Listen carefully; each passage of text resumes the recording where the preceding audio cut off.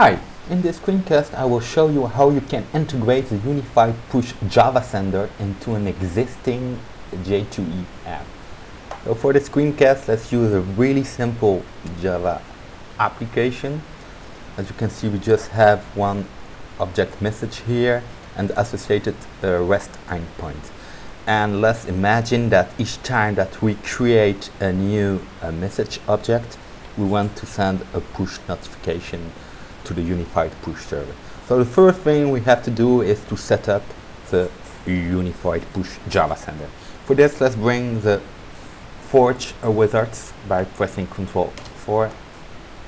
And here, if we search for Unified, we can see UnfiedPush setup and generate service. What we need first is the setup. So let's press the setup. And here we have 3 fields to fill in. The first one is the URL of the UnfiedPush server. So let's put some URL here, my server, and we need the push application ID, of course, and the associated secret. So once we have done that, 2 things happened.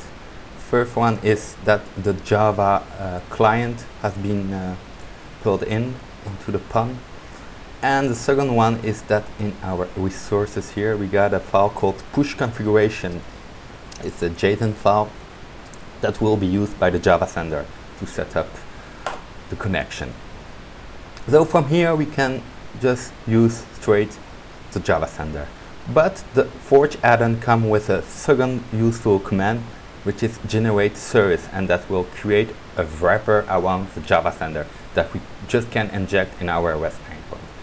For doing that, really easy. Also, let's bring the Forge console back again, and this time let's do the UnfiedPush generate service. And here, if we take a look, we can see that we get a service interface with 1 method sent and the implementation. So if I go to my message endpoint, I can just inject this new service, so the sender service, and let's call it sender service. And once we've done that,